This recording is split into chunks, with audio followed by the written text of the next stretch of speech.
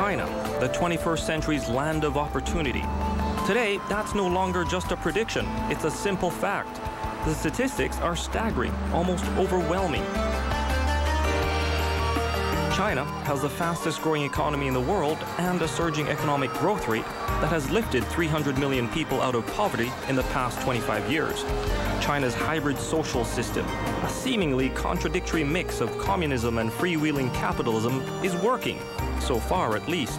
And sometime around the halfway mark of this century, China will be the world's biggest single market. That has Canadian companies taking a long, hard look at how to get a piece of the action.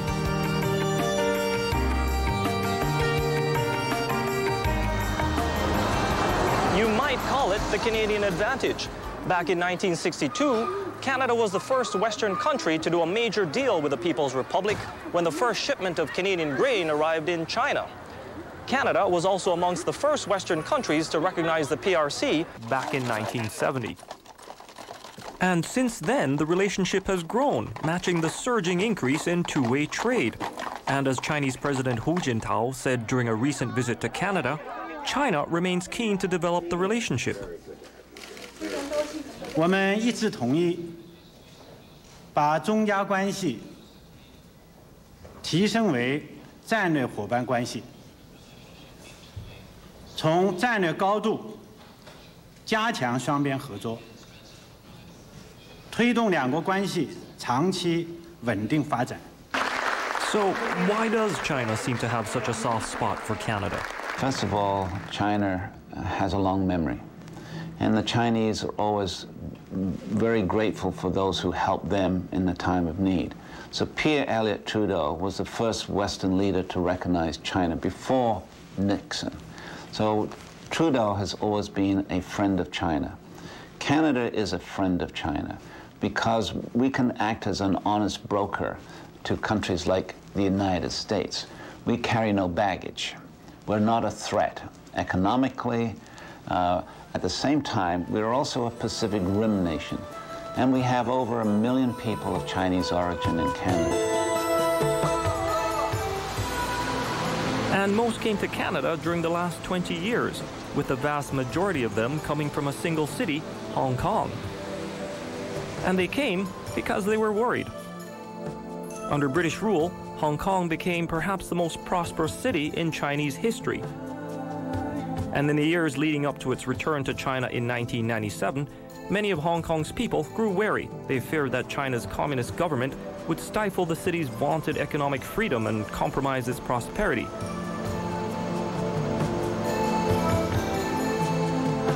So thousands looked for a ticket out. That ticket often turned out to be a Canadian passport. Since its return to China, however, Hong Kong has managed to flourish, and many of those recent Canadian immigrants now move freely back and forth.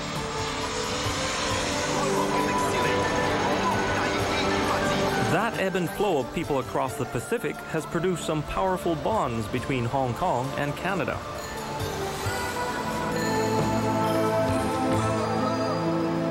I think there is a special connection in Hong Kong just simply because of the family connections that you see. People are familiar with Canada. A lot of people in Hong Kong that do business come here regularly. They know Toronto, they know Vancouver, they know Montreal. It makes a difference when you're getting settled. And Hong Kong is a pretty spectacular place on its own. It can be a very Western city, it can be a very Eastern city. It's a magical place that way.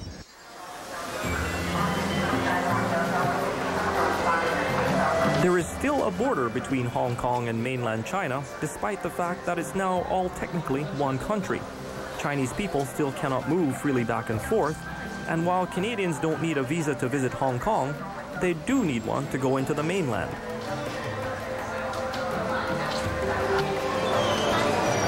Canadian businesses preparing to enter this busy border into mainland China can be forgiven for feeling a little nervous. After all, entering a country with 1 billion people with diverse and sometimes confusing customs can be a daunting task, especially if you don't have the right connections. Hong Kong has a skilled army of professionals standing ready to help make those connections and guide Canadian businesses into China. Leo Seawald is one of them. He's a Canadian lawyer based in Hong Kong, and he's trying to get Canadian businesses to shake off their trepidation and seize the opportunities his new home offers. 我第一次嚟香港，第一次係88年啊。咁今次搬過嚟，我當我自己移民過嚟係2000年8月，唔係10月8號。The Hong Kong Connection, Canada and the New China, is supported by the Hong Kong Economic and Trade Office and the Hong Kong Tourism Board.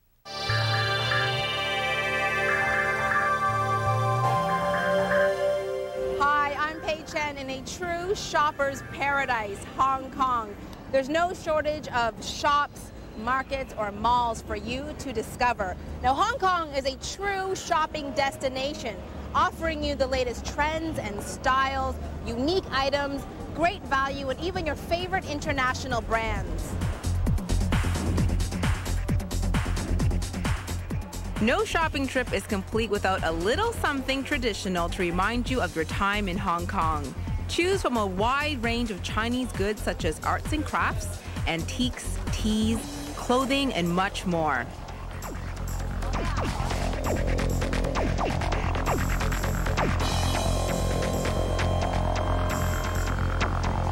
If you're shopping for someone who's always on the cutting edge of style or technology, this is the place to be.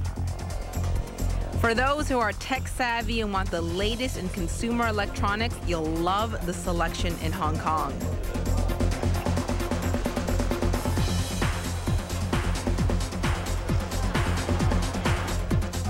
You'll find the latest trends in mobile phones, computers, MP3 players, PDA, and digital cameras.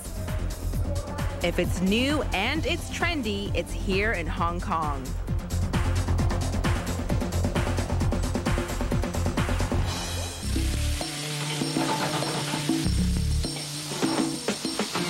Leo Seawald is a Canadian lawyer who traded Vancouver for Hong Kong.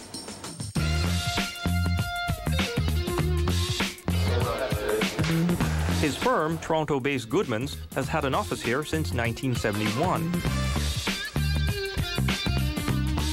Leo has been manning it since 2000, and for him, Hong Kong is now home, and it's easy to see and hear why. 我經常嚟呢度食飯啊，呢度啲嘢好好正嘅。咪啦嚇。OK，好啊，拜拜。謝謝你啊。好，再見啊，下次見，拜拜。 Leo began learning Chinese as a young boy in Vancouver. My parents are immigrants to Canada, so I kind of grew up in a more multicultural society anyway, which Vancouver is, and we used to go to Chinese food a lot. And I think this is the reason, I'm not sure either. But I always wondered what they were talking about when we went to Chinese food, if they were talking about us. So I said, Mom, I want to learn Chinese. And fortunately, my mom picked up on that and sent me to this night school. That led to a rather unique summer job for a Canadian teenager. I went over to China to work in this toy factory, and I did that for 2 months in '88. And I did that for every summer after that for about 6 years in a row. 我需要呢個2塊啊，咁厚啊，得嘅。I was the only white person in the whole town. In those days, I mean, it's not that long ago, but it is for China. In those days, people had never seen white people in that part of China. So it was quite an interesting experience. I'd walk down the street and people would stare at me. The town would stop. Leo went on to do undergraduate work in business before picking up his law degree. That and his fluency in the language made a natural choice for Goodman's Hong Kong office. We are a corporate commercial firm, so that has a very broad spectrum of things that it includes. I'll tell you what it doesn't include first. We don't do criminal law, we don't do family law, divorce, that kind of thing, but anything related to company law and setting up companies and purchasing companies and acquiring them. And we also have a strong practice that involves China. In Hong Kong, about 70% of our work is China related. In other words, assisting Canadian companies setting up in China, assisting Canadian companies that have problems in China, problems getting paid, labor problems, that type of thing. Leo's boss back in Toronto is Ken Wiener, and he believes Canadian companies have good reason to be wary about doing business in China. The big issue for any Canadian business person going to China is the rule of law and not being able to rely on it totally the way we do and the way we take for granted in Canada. So that, in a nutshell, is the real issue. And that's another reason why we think Hong Kong can be an advantage, because Hong Kong does have the rule of law. It's based on the British common law, and Hong Kong has the rule of law just as Canada does. So by going through Hong Kong companies and contracting with Hong Kong companies as your entree to China, for somebody doing importing and exporting, for example, you can advantage yourself by having contracts under Hong Kong law that will be enforceable in Hong Kong. And that could be another reason to go through Hong Kong when you're doing import-export with China. You've made the deal, you've signed the contract, and now all you've got to do is get the goods from here to there. The world might be a smaller place, but that's only a figure of speech. It's still more than 10,000 kilometers from here in Vancouver to Hong Kong and China. And there's a problem, and it's a big one. Vancouver's port is congested. It's bursting at the seams with goods coming back and forth from China. It's a bottleneck that threatens to choke off billions of dollars worth of trade. The enormous growth of imports from China over the past few years is one of the key reasons for the problem. Vancouver, along with other ports along the west coast of North America, is simply being overwhelmed by ship after ship laden with Chinese goods. For companies depending on the delivery of those container loads, it can be a logistical nightmare. That's why companies that specialize in logistics, shipping goods around the world, are now doing very well indeed. One Canadian company, for example, has developed an innovative program designed to help companies that otherwise might not have considered doing business in China get a foot in the door. Access China is a one-stop shop for companies that don't per se have the budget to send their people to China, and they don't know where to begin. So we take that away and we help them to get there much sooner. Think of a city that is progressive, free, stable, where opportunity abounds and quality is premium. A community that is innovative, cosmopolitan, enterprising, and well-connected. This is Hong Kong, Asia's World City.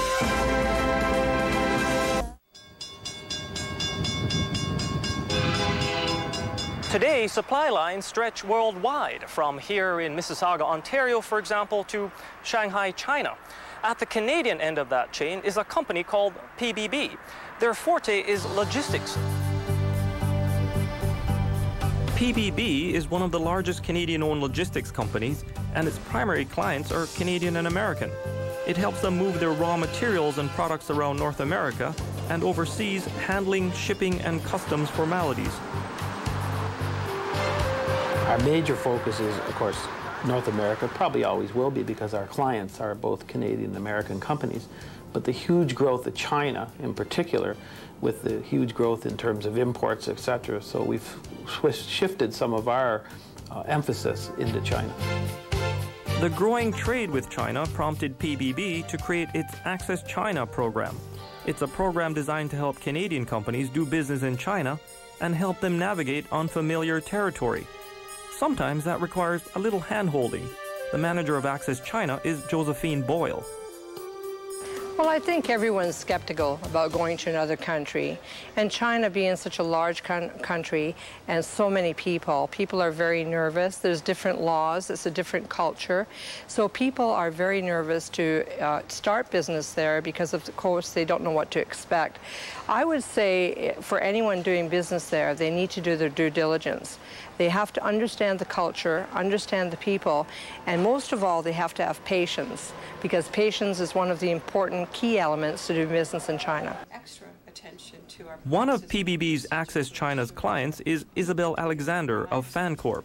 FanCorp is an international chemical wholesaler, importing and exporting chemicals for its customers in Canada and the United States. The Canadian chemical industry, the face of it has been changing over the last few decades. There's been a reduction in chemical production here, and there's been a strong need for outsourcing in other marketplaces. The Chinese chemical industry is growing and strong. It was the place for me to be. To tap the Chinese chemical industry, FanCorp turned to PBB for help, and Isabel was introduced to Lu Tao. He once worked at the Chinese consulate in Toronto, and he proved to be an excellent point man for FanCorp because of his extensive network of local contacts and his understanding of North American business practices. 你作为一个桥梁作用的话，你必须了解中国和北美这边双方的一些做事的一些习惯，他的一些思维方式。你有那边的工作经验，也有中国这边的基础。我觉得这样的话是一个很好的一个组合。这样我觉得对我们公司的发展，包括对现在生意的这个运作来说，我觉得是至关重要的。 FanCorp's success in buying Chinese chemicals and bringing them into North America is an example of how companies are using China as an inexpensive source of goods and products. But PBB is also working hard to promote Canadian exports to China. Right now, they're moving a lot of containers filled with Chinese products into Canada. Naturally, they'd rather not ship them back empty. I understand the importance for North American companies or any company in the world to look at China as a market, not just for sourcing products, but perhaps selling products, because there's a demand in China for many products too. I think there's a misconception that only products can be bought from China. China's looking for products too.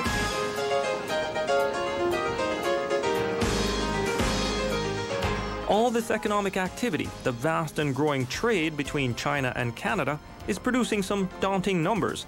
In 2004, the value of the trade between the two countries reached $15.5 billion US, and both governments expect that figure to double to $30 billion US by 2010.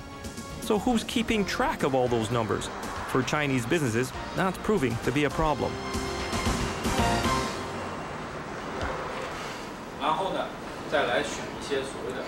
China is facing a dramatic shortage of trained accountants, so Hong Kong and Canadian professionals are stepping forward. Here in Beijing, they're helping to train a new generation of Chinese colleagues. For emerging Chinese companies and investors, it's important to have honest and transparent accounting. It's vital not only for China's success, but some would argue for global financial stability. The demand for accountants is extremely huge in China. If you look at an economy that is developing like China, you're going to need a lot of capital and a lot of people to take into account as to where the money went and capture the relevant information. So they will see a big boost in terms of demand for accounting expertise. John Lee is a Hong Kong-born, Canadian-trained accountant. He began his career in Toronto in 1975, and today he works out of two offices, one in Hong Kong and the other in Shanghai. His specialty and his expertise is tax rules and regulations. That's a brand new field in China. One of the reasons why I wanted to come to China was to bring international expertise, which I was able to gather while working in the Canadian firm, and try to bring that expertise into China, hopefully to influence also the way things are done in China as far as tax administration. I think that itself is a very, very challenging and rewarding experience. Alfred Lau is another KPMG accountant. He's based in Vancouver, and from where he sits, he sees signs that Canadian companies are now beginning to wake up to the opportunities China offers. Because of that increasing interest and demand for professional services to help Canadian companies to get started in China, we decided to start our China desk.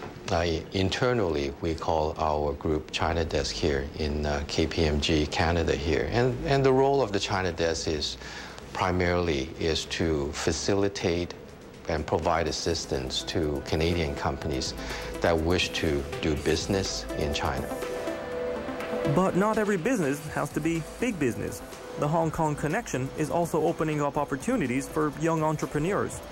We're young and vibrant, and we're trying to bring the scene from overseas back to Hong Kong.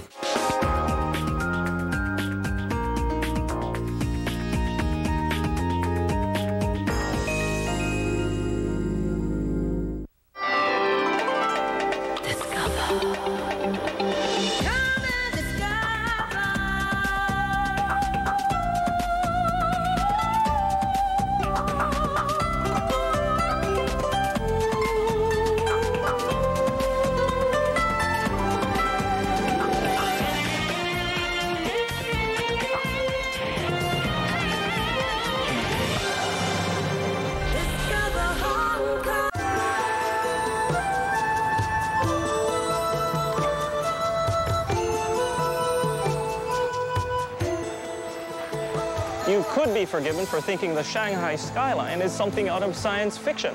Shanghai city planners seem to have been inspired by the retro-futuristic look of a Jetsons cartoon. In fact, the buildings across there didn't exist more than 15 years ago. Shanghai remains one of the fastest-growing cities, if not the fastest-growing city in the world. And Canadians have had a lot to do with its distinctive architecture. The bold new Shanghai Stock Exchange building, for example, is the work of the Canadian architectural firm WZMH and its architect, David Lam. It stands as a reminder that the relationship between Canada and China isn't just a matter of manufacturing and the shipment of goods back and forth. It's also about the exchange of skill and talent. It's an exchange of people that usually flows through Hong Kong. A young Canadian in Hong Kong is also putting his talent to work. Gerald is in many ways typical of the new generation of Chinese Canadians. They feel at home on both sides of the Pacific and will go wherever the opportunities are. I'm originally from Toronto. I grew up in Canada, and I've been back to Hong Kong for 3 years now. Gerald has opened a nightclub called The Edge in a trendy Hong Kong neighborhood called Lan Kwai Fong. It's kind of like Toronto, how they have an entertainment district in downtown. In Hong Kong, this area called Lan Kwai Fong is probably the most popular area to party, to drink, to eat. This is a great place to open a bar, lounge, and restaurant.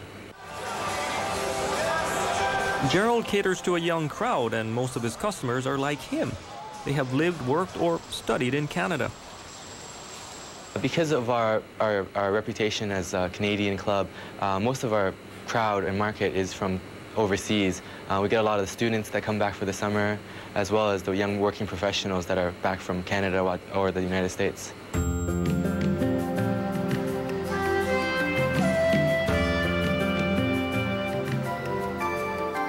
The deep and often surprising connection to Hong Kong may well prove to be one of Canada's greatest economic assets, providing an entree into what will be the world's biggest economy. And that's an advantage Canada should enjoy for years to come.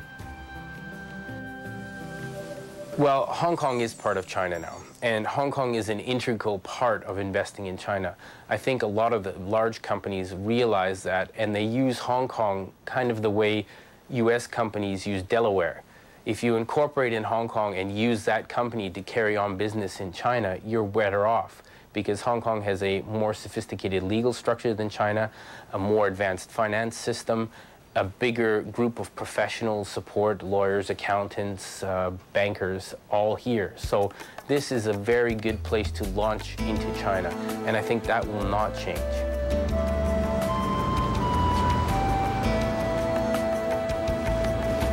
There's a Chinese saying, it's a bit of a cliche really, that says even the longest journey begins with a single step. Now, traditionally, that first step, that journey into China, would have begun here in Hong Kong. But that's changing as mainland China opens up. So Hong Kong has had to work hard to redefine its role, just so it doesn't become bypassed by history. After all, the future of one of the world's great cities depends on it.